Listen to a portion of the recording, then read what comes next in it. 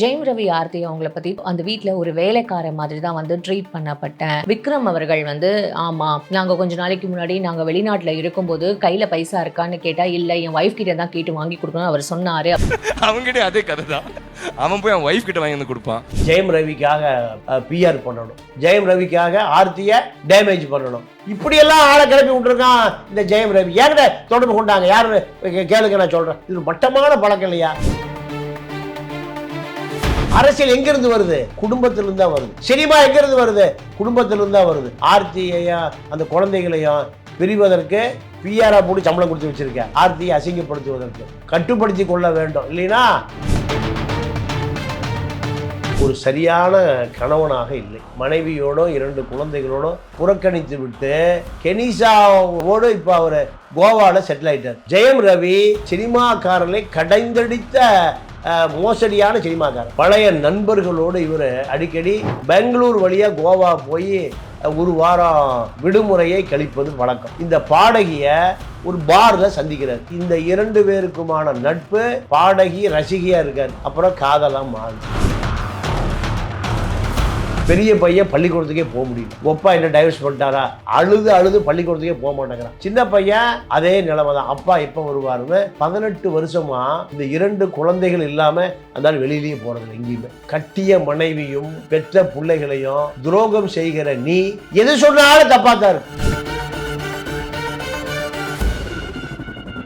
ஆர்த்தியாகட்டும், ஆர்த்தியுடைய அம்மா சுஜாதா விஜயகுமார் ஆகட்டும், 2 குழந்தைகளாகட்டும், எப்படியாவது அப்பா திரும்பி வருவான். அந்த குடும்பம் காத்திருக்கும். கெனிஷாவோட நீ டூயட் பாடுகிற நீ இந்த குழந்தைகளுடைய எதிர்காலத்தை சிந்தித்து பார்க்கணும். இல்லைன்னா வரலாறு உன்னை மன்னிக்காது. இப்ப 2வது தனுஷ் யாரு? ஜெயம் ரவி. 2 பேருமே ஒரே ஃபார்முலா. இங்க கெனிஷா, அங்க முனிஷா. தனுஷுக்கு பல முனிஷாக்கள், இங்க பல கெனிஷாக்கள்.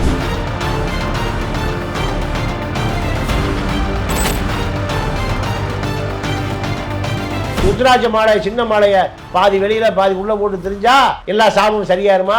தனுஷுக்கு. தனுஷு செய்கிற அதே தவறை அடுத்து சின்ன தனுஷா ஜெயம் ரவி செய்கிறார்.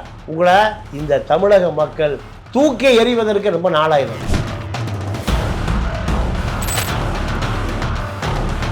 சினிமாக்கார பிறவிலேயே கோலை. ஒரு வயிற்றுக்கு ஆண்மையே கிடையாது. ஜெயிலுக்கு போச்சோன்னா சினிமா ஜெயிலில் இருப்பானே தவிர புலர் ஜெயிலுக்கு போச்சோன்னா எழுதி கொடுத்து அப்படியே வீட்டுக்கு போயிருவான். கேரவன் நடந்து போயிருவான்.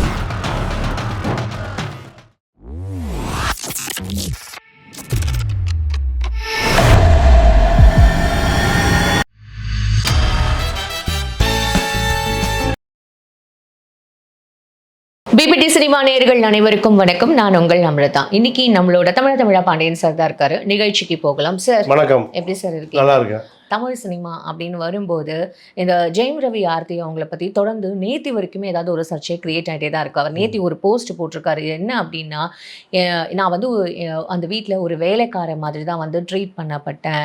எனக்கு பைசா வேணும் அப்படின்னா கூட நான் வந்து என்னோட ஒய்ஃப் கிட்ட தான் கேட்க வேண்டியதாக இருக்குது. இந்த மாதிரி நிறைய விஷயங்கள். எனக்கு பேங்க் அக்கௌண்ட் கூட எனக்கு கிடையாது, அதில் கூட எனக்கு பைசா இல்லை. எங்கள் மாமியார் கிட்ட தான் நான் நிற்க வேண்டியதாக இருக்குது. நான் ஏதாவது ஒரு கேள்வி கேட்டாலே அவங்க என்னோட நான் பண்ண படத்தை வச்சு அதை நஷ்டத்தை காமிக்கிறாங்கன்னு சொல்லிட்டு வேதனையாக ஒரு விஷயத்த பதிவிட்டிருக்காரு. இதை ஆமோதிக்கிற மாதிரி விக்ரம் அவர்கள் வந்து ஆமாம் நாங்கள் கொஞ்ச நாளைக்கு முன்னாடி நாங்கள் வெளிநாட்டில் இருக்கும்போது கையில் பைசா இருக்கான்னு கேட்டால் இல்லை என் ஒய்ஃப் கிட்ட தான் கேட்டு வாங்கி கொடுக்கணும் அவர் சொன்னார் அப்படின்னு சொல்லி விளையாட்டாக ஒரு மேடையில் பேசினது இப்போ ரொம்ப சர்ச்சையாக இருக்குது. இது எல்லாமே லிங்க் பண்ணி இப்போ அதுவும் வந்து ஒரு பயங்கர ஒரு பரவலாக பேசப்பட்டுருக்கு சார்.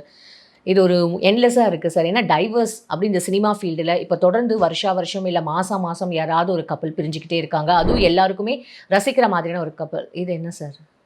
இல்லைம்மா, ஜெயம் ரவியை பொறுத்தவரை ஒரு சரியான கணவனாக இல்லை. 18 வருடம் அவன் யாருக்கு இந்த தெரியாத பல விஷயங்களை பொதுவெளியில் சொல்ல வேண்டிய தேவை இருக்குது. இப்போ 18 வருட காலம் 2 ஆண் குழந்தைகளுக்கு தகப்பனாக இருக்கிற இத்தனை ஆண்டு காலம் அவன் மாமியார் வீட்டில் இல்லை. ஈசிஆர் வீடு என்பது ஜெயம் ரவியே கட்டிய வீடு. இந்த யாரும் இந்த செய்தி சொல்லவே இல்லை. மாமியார் வீட்டில் அவர் இல்லை. 18 வருஷம் எங்கே இருந்திருக்காரு? சொந்தமாக கட்டிய வீட்டில் தான் இப்போ அந்த 2 குழந்தைகளும் ஆர்த்தியும் இருக்கிற வீடு அதுதான். அப்போ ஜெயம் ரவி சினிமாக்காரனை கடைந்தடித்த மோசடியான சினிமாக்காரன். எப்படின்னா 18 வருடமாக மனைவியோட 2 குழந்தைகளோட வாழ்ந்த வீட்டை நீங்கள் முற்று முழுதாக புறக்கணித்து விட்டு கெனிஷா ஓடு இப்போ அவர் கோவாவில் செட்டில் ஆகிட்டார். இதில் ஒரு விஷயம் என்னென்னா, பழைய நண்பர்களோடு இவர் அடிக்கடி பெங்களூர் வழியாக கோவா போய் ஒரு வாரம் விடுமுறையை கழிப்பது வழக்கம். அப்படி கோவாவுக்கு பழைய நண்பர்களோடு செல்லுகிற பொழுது ஒரு பாப் பாடகி இந்த கெனிஷா ஒரு மது பார், அதாவது ஒரு பாடகி, இந்த பாடகியை ஒரு பாரில் சந்திக்கிறார். சந்தித்த பிறகு இந்த 2 பேருக்குமான நட்பு, பாடகி ரசிகையாக இருக்கார். அதன் பிறகு நட்பாக மாறுது, அப்புறம் காதலாக மாறுது.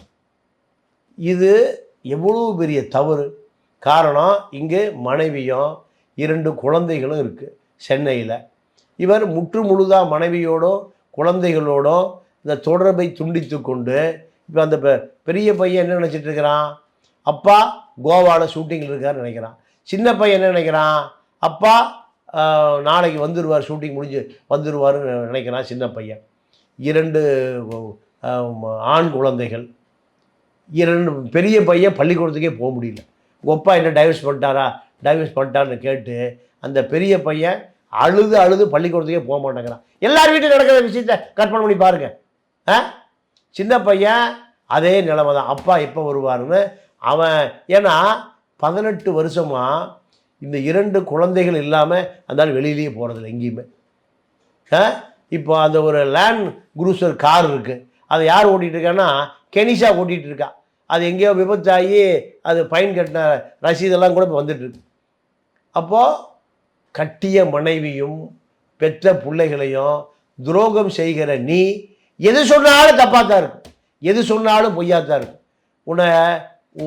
உன்னுடைய திரைப்பட வாழ்க்கை முடிந்து போன பிறகு மாமியார் சுஜாதா விஜயகுமார் என்ன பண்ணுறாங்க, சொந்தமாக மருமகனை வச்சு ஒரு 3 படம் எடுக்கிறாங்க. அடங்க மறு, சைரன் போன்ற படம், எல்லா படமும் ஊற்றிக்கிச்சு. பல கோடி ரூபாய் இதில் நட்டம். மீண்டும் எப்படி யார் ரிஸ்க் எடுக்க மாட்டாங்க. அப்போ இது ஒரு காரணமாக சொல்லப்பட்டாலும் பல கோடி ரூபாய் பணம் இருக்கக்கூடிய குடும்பம் தான், ரைட்டு. எத்தனை கோடியை இழப்பாங்க, எந்த படமும் ஓடலை. இதே கதை தான் தனுஷுக்கு. ரஜினி குடும்பமே ஃபெயிலியர் ஆகி போச்சா. இந்த சினிமாக்காரனை நம்பி ஒன்றும் பண்ண முடியலையே. பாதி மாலை, ருத்ராட்ச மாலை பாதி வெளியில் தொங்குது, பாதி கழுத்துக்குள்ள இருக்குது. வெளியில் தெரிகிற மாதிரி போட்டிருக்காரு தனுஷு. எவனை மந்திரவாதி மந்திரிச்சு கொடுத்தது எல்லாம் இதில் சரியாயிருமா? இதே இப்போ 2வது தனுஷ் யார், ஜெயம் ரவி. 2 பேருமே ஒரே ஃபார்முலா. இங்கே கெனிஷா, அங்கே முனிஷா. தனுஷுக்கு பல முனிஷாக்கள், இங்கே பல கெனிஷாக்கள். அப்போது நீ சரியான மனைவிக்கு கணவனா இல்லை, நீ சரியானவனா பெற்ற பிள்ளைகளுக்கு தகப்பனா இல்லை. எதை சொன்னாலும் இப்போ சினிமா என்கிட்ட ஒரு தொடர்பு கொள்கிறார், ஜெயம் ரவிக்காக பிஆர் பண்ணணும், ஜெயம் ரவிக்காக ஆர்த்தியை டேமேஜ் பண்ணணும், இப்படியெல்லாம் ஆளை கிளப்பி விட்டுருக்கான் இந்த ஜெயம் ரவி. என்கிட்ட தொடர்பு கொண்டாங்க, யாருன்னு கேளுங்க, நான் சொல்கிறேன். அப்போது இது ஒரு மட்டமான பழக்கம் இல்லையா? 18 வருட காலம் கட்டி குடும்பம் நடத்தின மனைவியை கேவலமாக பொது வழியில் சொல்வதற்கு பிஆர்களை வேலைக்கு வச்சிருக்கீங்கன்னா நீ ஒரு மனுஷனா? சார், அவரோடதே லவ் மேரேஜ் தானே சார். லவ் பண்ணி நிறைய கப்பல் இன்டர்வியூலாம் கொடுக்கும்போது எல்லாருமே ரொம்ப 18 வருஷமா வாழ்ந்திய, 18 வருஷமா வாழும்போது உனக்கு இவ்வளோ பிரச்சனை இல்லையா? பல கெனிஷாக்களை நீ சந்திச்சிருப்பிய வாழ்க்கையில், அப்போல்லாம் இவ்வளோ பிரச்சனை இல்லையா? இப்போ ஆர்த்தியாகட்டும், ஆர்த்தியுடைய அம்மா சுஜாதா விஜயகுமார் ஆகட்டும், 2 குழந்தைகளாகட்டும், எப்படியாவது அப்பா திருந்தி வருவான். அப்போ திருந்துவார், தன்னுடைய தந்தை திருந்துவார்னு அந்த குடும்பம் காத்திருக்கு. குடும்பத்தை மேலும் மேலும் இழிவுபடுத்துவது உன்னை நீயே இழிவுபடுத்திக் கொள்வதற்கு சமம். அது யார் நீங்கள் தனுசு குடும்பமாக இருந்தாலும் சரி, தனுசுக்கு இப்போ 2 பசங்க இருக்கானுங்க, அப்பா ஒரு கோஷ்டி அம்மா ஒரு கோஷ்டினா அந்த குழந்தை எந்த மனநிலையில் வளரும்? நீங்கள் ஒரே ஒரு உதாரணத்தை சொல்கிறேன். ரத்தன் டாட்டா இந்தியாவில் எங்கே திரும்பினாலும் டாட்டா தான். மோட்டாரை திருப்பினாலும் டாட்டா தான், கட்டடத்தை திருப்பினாலும் டாட்டா தான், ஒரு மனிதனை பார்த்தாலும் டாட்டா தான், பிரிந்தாலும் டாட்டா தான். இந்த டாட்டா ரத்தன் டாட்டா திருமணமே செய்து கொள்ளவில்லை. ஆமாம் சார். என்ன காரணம்னா, சிறு வயதில் தாயும் தந்தையும் சண்டை போட்டு கொள்ளுவார்கள், அடித்து கொள்ளுவார்கள், கையில் கிடைத்ததை வீசி கொள்ளுவார்கள். இதை சின்ன குழந்தையா இருந்து பார்த்து பார்த்து மனநலம் பாதிக்கப்பட்டு பெரிய தொழிலதிபர். அதாவது எனக்கு தெரிஞ்ச திருப்பூரில் ஒரு பெரிய தொழிலதிபர் எனக்கு நண்பர். திருப்பூர்னாலே டாலர் சிட்டி தான், எல்லாருமே 5 லட்சம் ஹோட்டலில் தங்கியிருப்பான், எல்லாருமே 100 கோடி ரூபாய் எக்ஸ்போர்ட் பண்ணுவான் திருப்பூரில். நான் பிறந்து வளர்ந்த அந்த ஊர் தான். அப்போது இப்போ 20 வருஷத்துக்கு முந்தைய சொன்னார், மௌரியா ஷெல்டர் 5 ஸ்டார் ஹோட்டல். இவர் ஒரு பையரை வெளிநாட்டிலிருந்து வந்திருக்கக்கூடிய ஒரு ஆங்கிலேய ஒரு கார்மெண்ட்ஸ் பையரை ஒரு முதலாளியை பார்க்கறதுக்கு போகிறார், சாம்பிளை எடுத்துகிட்டு போகிறார். எடுத்துகிட்டு போகும்போது லிஃப்ட்டில் ஒரு ஓடி வந்து ஏறுறார், நிறையா கோப்புகளை நெஞ்சோடு எடுத்துட்டு. அப்போ அவர் பார்த்தாரா, இவர் எங்கேயோ பார்த்த மாதிரி இருக்க, இவர் யாருன்னு. அந்த லிஃப்ட்டு ஒரு 10 மாடி போய் இறங்கி திருப்பி போயிட்டாராம். அப்போ லிஃப்ட் ஆப்ரேட்டர் கேட்டார், இவர் எங்கேயோ இவர் தாங்க ரத்தன் டாட்டா, அவ்வளவு கோப்புகளை எடுத்துகிட்டு வர்றாரு. அப்போ எதுக்காக சொல்ல வரேன்னா, தாயும் தந்தையும் சிறு வயதில் அடித்து கொண்டதை, பேசி கொண்டதை, சண்டை பிடித்து கொண்டதை, முரண்பாடை பார்த்ததை திருமணமே வேண்டான்ட்டு. இப்போ ரஜினி பசங்க அதே கதை தான். இதுக்கு பொறுப்பு ரஜினி தான். ஜெயம் ரவியுடைய 2 குழந்தைகளுக்கும் இதே ரத்தன் டாட்டாவுடைய மனநிலை தான். ரத்தன் டாட்டா இப்போ கொரோனா வந்த பிறகு மோடியை போய் பார்க்குறாரு. 1500 கோடி வச்சுங்க, போதுமா? இன்னொரு 15,000 கோடி தட்டுமா? எவ்வளவு? 1500 கோடி. நீங்கள் அம்பானியா அதானியா 150 கோடி தான் கொடுத்தாங்க. 2 குஜராத்திகள், 2 கொள்ளை அடிக்கிற குஜராத்தி 2 பேர். யார்? அதானி அம்பானி. எவ்வளோ கொடுத்தா? 150 கோடி. ரத்தன் டாட்டா இவ்வளவு விசாலமான மனதுக்கு சொந்தக்காரன், வாரிசே இல்லாமல் அழிஞ்சு போயிட்டான். குழந்தை குட்டியே இல்லை, அவருடைய பேரை சொல்வதற்கு வாரிசுகளே இல்லை, பல லட்சம் கோடி சொத்து இருக்கு. அப்போ சிறு வயதில் மனதளவில் பாதிக்கப்பட்டது, தாயும் தகப்பனும் அடித்து கொண்டது. இதே நிலைமை தான் ரஜினியுடைய 2 பசங்களுக்கும், இதே நிலைமை தான் யாருக்கு?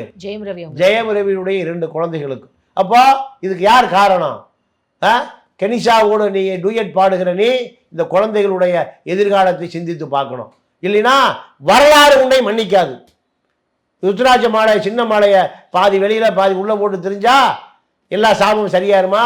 தனுசுக்கு தனுசு செய்கிற அதே தவறை அடுத்து சின்ன தனுஷா ஜெயம் ரவி செய்கிறார். உங்களை இந்த தமிழக மக்கள் தூக்கி எறிவதற்கு ரொம்ப நாளாயிரம். எம்ஜிஆர் ஏன் ஜெயலலிதாவை 2வது கல்யாணம் பண்ணலைன்னா, 2வது கொண்டாட்டி கட்டினா தமிழக மக்கள் உன்னை ஏற்றுக்க மாட்டான்னு மூத்த அமைச்சர்கள்லாம் சொல்கிறாங்க. கலாச்சார ரீதியாக இந்த மக்கள் உன்னிப்பாக பார்க்கக்கூடியவர்கள். தனுஷுக்கு எப்படி சினிமா வாய்ப்பு ஒன்றும் இல்லாமல் போச்சோ, அதே போல் ஜெயம் ரவிக்கும் இல்லாமல் போகும். ஏன்னா எம்ஜிஆர் எங்கே போனாலும் ஜானகியோடு தான் போவார், சிவாஜி எங்கே போனாலும் கமலாமலாவோடு தான் போவார். ஏன்? இந்த மக்கள்கிட்ட தன்னுடைய குடும்பத்தை நான் முதல்ல குடும்பஸ்தன் தான், அப்புறம்தான் நாட்டு மக்களுக்கான தலைவர். இப்போ மோடி என்ன சொல்கிறாங்க? வீட்டில் என்ன செலவான்னு உனக்கு என்னையா தெரியும்? குழந்தையும் இல்லை, குட்டியும் இல்லை, பொண்டாட்டியும் இல்லை, பிள்ளையும் இல்லை, குடும்ப குட்டிக்கு என்ன செலவான்னு உனக்கு தெரியுமான்னு சொல்கிறான். அப்போ அரசியல் எங்கேருந்து வருது? குடும்பத்திலிருந்து தான் வருது. சினிமா எங்கேருந்து வருது? குடும்பத்திலிருந்து தான் வருது. அப்போ ஜெயம் ரவி ஆர்த்தியையும் அந்த குழந்தைகளையும் பிரிவதற்கு பிஆராக போட்டு சம்பளம் கொடுத்து வச்சுருக்கேன். ஆர்த்தியை அசிங்கப்படுத்துவதற்கு கட்டுப்படுத்தி கொள்ள வேண்டும். இல்லைன்னா ஜெயம் ரவி பொது வெளியில் வைத்து பல பேரால் தடுத்து நிறுத்தி கேள்வி கேட்கப்படுகிற நிலைமை வரும். பொது வெளியே வர முடியாது. வந்தால் நீ வெளிநாடு போனே ஈழத்தமிழ் சட்டையை பிடிச்சி காப்பான். டேய், பொண்டாட்டி பிள்ளைய முதல்ல காப்பாற்றுறா, குழந்தை குட்டியை காப்பாற்றுறா, நீ என்ன அறிவு சொல்ல வந்துட்ட? தொலைச்சு. இந்த நிலைமை வருவதற்குள் நீ உன்னுடைய குழந்தை குட்டியை, உன் சொந்த வீடு அது, நீ கட்டிய வீடு, காவல்துறை போய் புகார் கொடுக்குற. என்ன புகார்? என்னுடைய சொத்தை மீட்டு கொடுங்கன்னு. ஒரு சொத்தை கொண்டாடி பிள்ளை தாண்டா, அதை மீட்டு யார் கொடுப்பா? சினிமாக்காரன் பிறவி கோலை பைந்தாங்குழி போயிடுவான். 4 கேஸை போட்டு கோர்ட்டுக்கு எடுத்தீங்கன்னா சரண்டர் ஆயிடுவான். 4 போன அன்பு செல்லியை ஃபோன் பண்ணு, டேய் தூக்கிட்டு போயிடுவான்னா செத்து போயிடுவான். ஐந்துக்கு வீரமணி வட்டி கொடுக்கல என்னை ஃபோன் பண்ண சொன்னா, ஃபோன் பண்ணால் நடுங்கிட்டு வீட்டு விட்டு வெளியே வர மாட்டான். பால் தாக்கரேவை மிரட்டி பம்பாய் படத்தை ரிலீஸ் பண்ண ஜி வெங்கடேசன் கொடைக்கானல்ல அன்பு செல்லியனுக்கு பயந்து தூக்கிலே தூக்கி செத்து போயிட்டார். இதான் இவனுடைய வீரமே. இதுதான் சினிமாக்கார பிறவிலேயே கோலை. ஒரு வயிற்றுக்கு ஆண்மையே கிடையாது. ஜெயிலுக்கு போச்சோன்னா காட்டுக்கு சினிமா ஜெயிலில் இருப்பானே தவிர புழல் ஜெயிலுக்கு போச்சோன்னா எழுதி கொடுத்து அப்படியே வீட்டுக்கு போயிடுவான், கேரவன் வேனுக்கு போயிடுவான். ஆக ஜெயம் ரவி தன்னுடைய போக்கை மாற்றிக்கொள்ளவில்லை என்றால் பல ஜெயம் ரவி இதே போல் உருவாவான். இதெல்லாம் இந்த தமிழ் திரையுலகம் சகித்து கொள்ளுமே தவிர தமிழ் மக்கள் சகித்து கொள்ள மாட்டார்கள் என்பதை ஜெயம் ரவி தெரிந்து கொள்ள வேண்டும், புரிந்து கொள்ள வேண்டும்.